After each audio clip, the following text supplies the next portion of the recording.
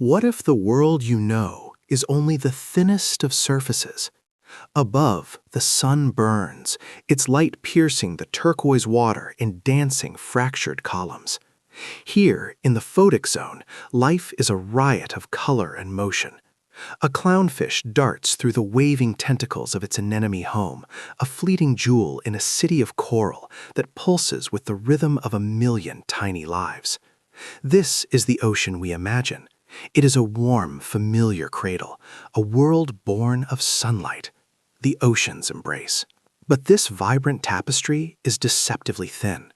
Drop just 200 meters and the brilliant blues fade to a deep and solemn indigo. The warmth leaches away. The sun becomes a distant, shimmering ghost. Its power is broken. This is the beginning of the twilight zone, a vast and silent cathedral where life begins to change its rules. Here, creatures hunt with light of their own making, their bodies evolving into strange and delicate forms to survive on the last fading whispers of the world above. The familiar world is gone, replaced by a profound and deepening mystery. Below this realm of ghosts, the true dark begins. At 1,000 meters, the last photon of sunlight has been extinguished for 1,000,000 years. The pressure is immense, 100 times what it is at the surface, enough to crush solid steel. This is the abyssal plane. It is the largest single habitat on Earth, covering more than half the planet, yet we know less about it than we do the surface of the moon.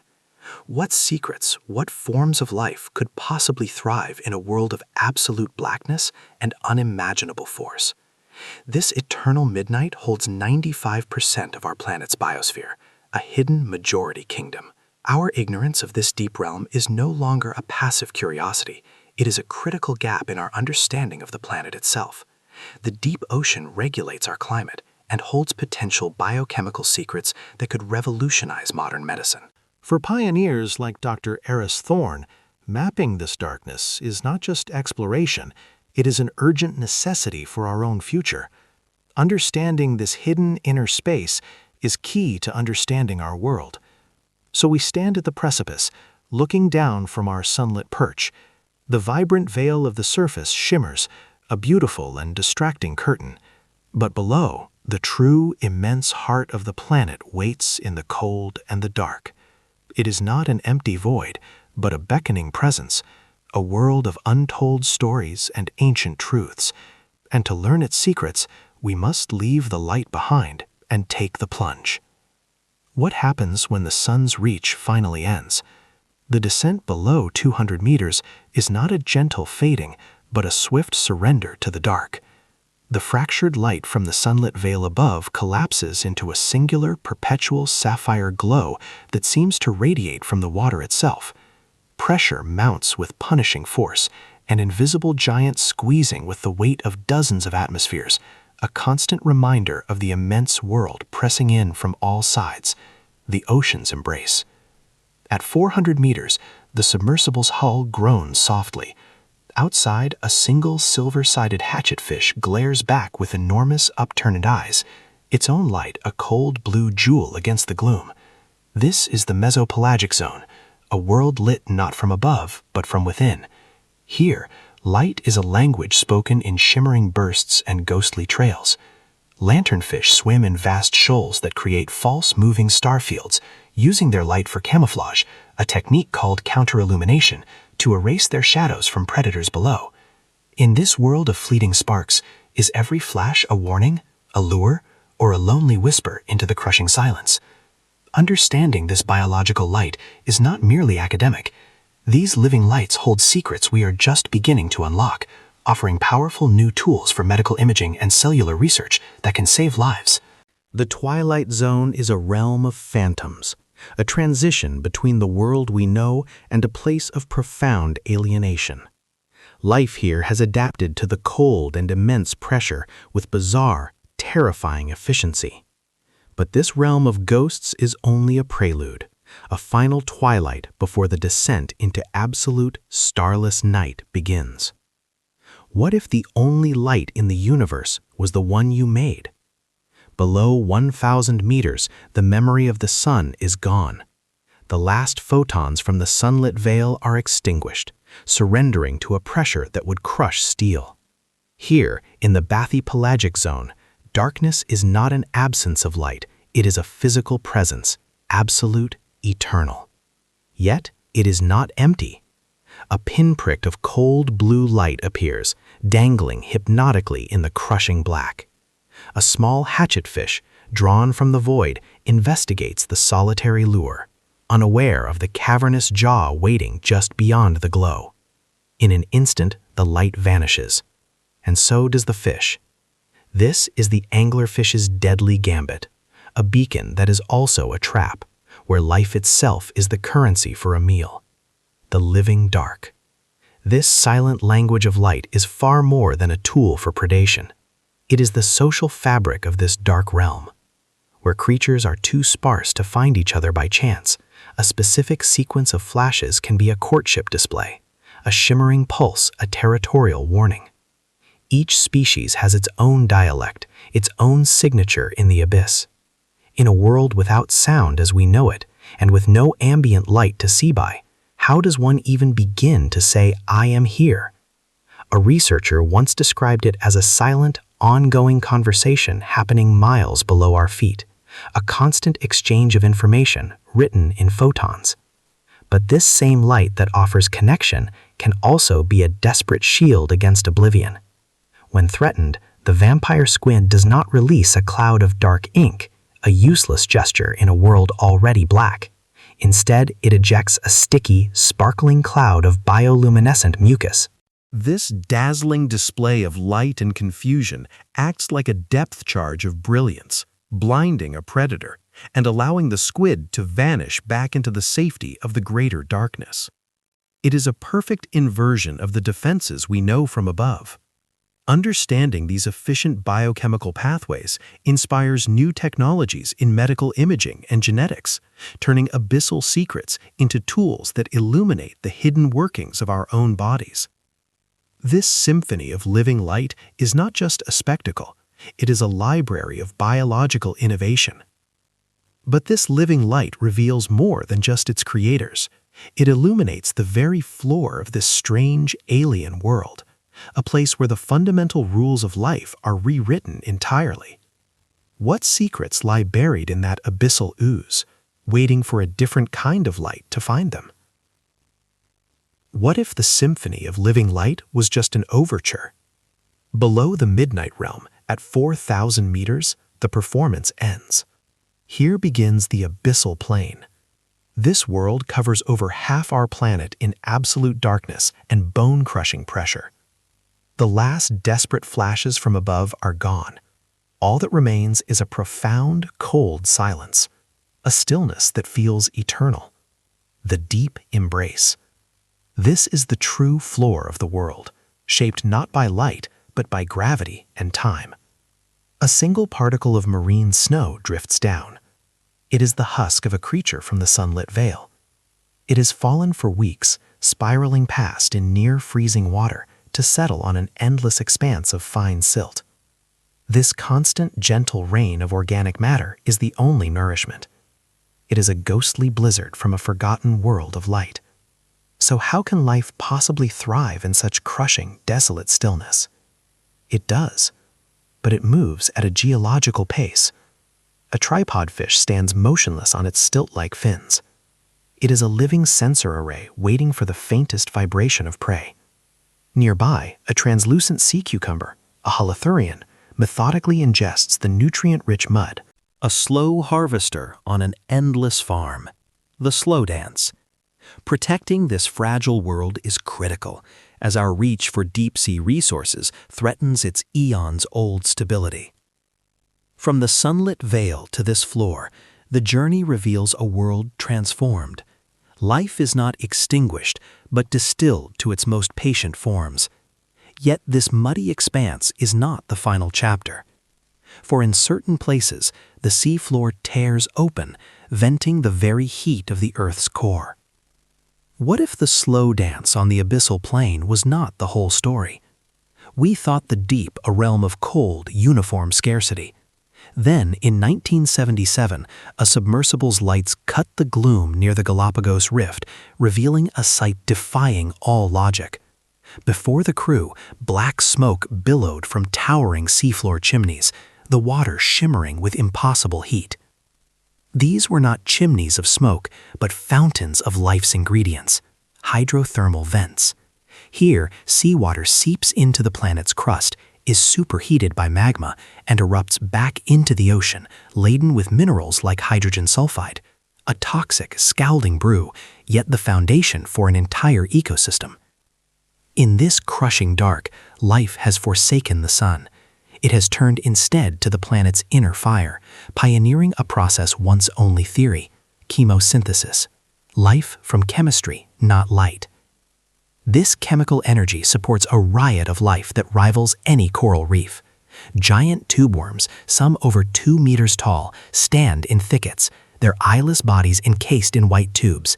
They have no mouth, no gut. Instead, they host symbiotic bacteria that convert the vent's toxic chemicals into sugar, feeding the worm from within as their brilliant red plumes filter the water.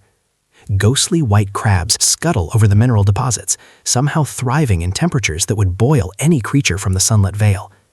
In chemical darkness. Could such an alien oasis, thriving on planetary heat and poison, be a model for how life first began on a young Earth?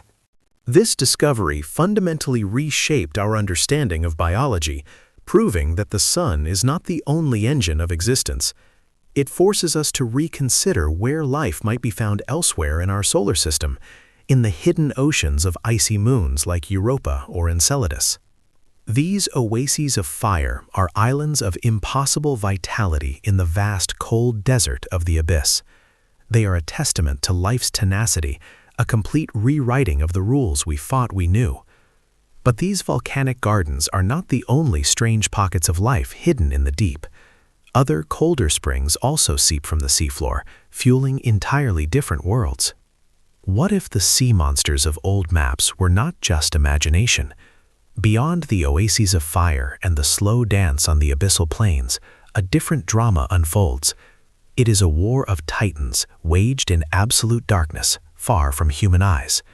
Here, the legends of the deep take physical form, their existence written not in ink but in scars. For centuries they were whispers, sailors' tales of the Kraken. We dismiss them as fantasy, dreams of long voyages. But the abyss keeps its secrets well, and its legends are patient. A sperm whale breaches the sunlit veil, its massive gray body a testament to power. Its skin tells another story, a chronicle of conflict etched in circular wounds, some as wide as dinner plates. These are not scars from another whale. They are the sucker marks of its abyssal prey, the ghost of a titanic struggle fought kilometers below, the ocean's embrace.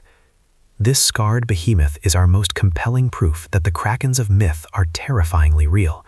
They are the giant squid, and their heavier cousins, the colossal squid. These are not the creatures of the Midnight Realm's gentle light symphony. The giant squid can reach lengths over 12 meters, with eyes the size of our heads, built to capture the faintest glimmers of bioluminescence. The colossal squid, heavier and more robust, trades length for sheer power. Its tentacles armed not just with suckers, but with swiveling, razor-sharp hooks. How can such colossal life sustain itself in the crushing, food-scarce abyss where every calorie is a prize? They are the apex predators of a world we can barely comprehend, a silent, brutal kingdom. What if the abyss had an abyss of its own, a final, hidden depth? We have left the slow dance of the abyssal plains far above. The last echoes of the giant squid and the whale have gone. We now descend below 6,000 meters, entering a realm separate from all others, the Hattle Zone, named not for a place, but for the underworld itself. Here, the ocean's embrace becomes a crushing, inescapable grip. The pressure is a staggering 1,100 times that at the surface. It is a force equivalent to having 100 jumbo jets stacked neatly upon your own thumbnail. For generations, this was a line on a map, a theoretical boundary beyond which the delicate machinery of life would be utterly and instantly pulverized into oblivion. Inside the cramped titanium sphere of a submersible, the crew listens intently. The depth gauge ticks past numbers once thought purely hypothetical, each meter a new world record. The only sound is the quiet hum of life support and the unnerving, resonant groans of the hull as it compresses under the unimaginable weight of the water column above. It is not an empty darkness outside. It feels like a physical presence, a solid force pressing in from all directions, relentlessly seeking to erase the tiny bubble of warmth and air they inhabit. This was the presumed edge of the biological world, the deep embrace. But what if that absolute limit was not an ending, but a new beginning? In the Challenger Deep of the Mariana Trench, against all expectation, our lights found movement. We discovered life. Here swims the Mariana snailfish, a creature of profound paradox. It is small, scaleless, and so translucent its internal organs are faintly visible. A ghostly form that seems too fragile for any world, let alone the most violent one on Earth. It is a supreme piezophile, an organism whose very proteins and cell membranes are structured to require this crushing force to maintain their shape and function.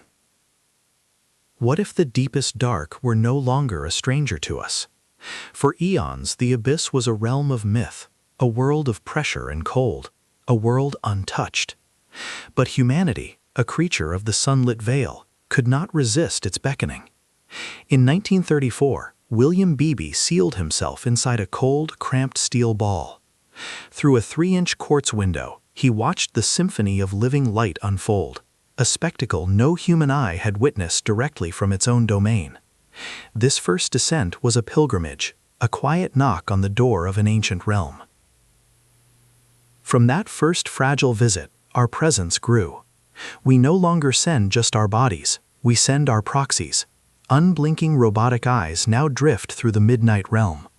They are tireless extensions of our curiosity. These remotely operated vehicles map the abyssal plains with beams of sound. They hover over the oases of fire, sampling water hotter than lead. They send back images of life we never dreamed. They are our hands and eyes in a world that would crush us in an instant, a human shadow. This new sight, however, gave us new ambition, a desire not just to see, but to take. The slow dance on the seafloor now faces an interruption. Across the vast plains lie fields of metallic nodules, rich in manganese and cobalt. They have grown molecule by molecule over millions of years. Now, colossal machines are being designed to harvest them. They will dredge the bottom, scraping away eons of history. The delicate sediment clouds they raise could choke life for kilometers around. After millennia of perfect, silent darkness, must our first lasting mark be a wound? These physical scars are just the beginning of the story we are writing on the seafloor. An invisible tide now follows our machines into the deep. It is a rain of our own making. Microscopic plastic fibers, shed from our clothes and cities, drift down through the water column for decades. They settle on the heddle sediments. They are ingested by the creatures of the ultimate frontier. Persistent chemical pollutants, born in our factories, accumulate in the tissues of abyssal fish. The choices made on land, under the bright sun, cast an impossibly long shadow into the cold dark, a silent witness. This contamination is an alien invasion, a poison seeping into the planet's last pristine wilderness. The water itself is changing. The ocean's embrace, the very chemistry that cradles this life, is souring with our carbon emissions. Even here, thousands of meters down, the creeping warmth and rising acidity are beginning to alter the fundamental rules of existence. We are not just visitors leaving footprints, we are changing the very air and water of this hidden world. We have now left our indelible fingerprint on the deepest, most remote places on our planet. But is it a smudge of careless destruction, or can it become a signature of stewardship? What if the world above is powered by a ghost deep below? We have journeyed from the sunlit veil to the Haddle frontier, past symphonies of living light and the slow dance of the abyss. But beneath it all, a silent engine turns. Off the coast of Greenland, winter winds whip the sea. The water chills, salt concentrating, until it becomes a dense, heavy fluid, beginning its slow, inexorable fall into the abyss. This begins a 1,000-year journey, the first beat of a global heart. This sinking water drives the great ocean conveyor, a current that shuttles heat around the planet, shaping the very weather we experience. It is the unseen force behind the seasons we know. It also carries a vital passenger: carbon. As marine snow falls and surface water sinks, the deep becomes the planet's largest carbon vault.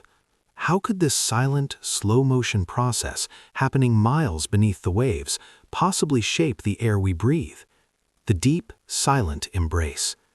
This cold darkness is our greatest ally in a warming world. It absorbs a quarter of our excess carbon dioxide, buffering us from the full force of our own atmospheric changes. Our fate is tied to this deep heartbeat. We have left our fingerprint in the deep, a mark proving no world is separate. From the oases of fire to the abyssal giants, we now see this is the foundation of our own world. The 1977 vent discoveries opened a door to new biology. We now see it is the very door to our survival. The ocean's embrace holds our past and our future. What secrets and what warnings will surface next from that profound and patient darkness?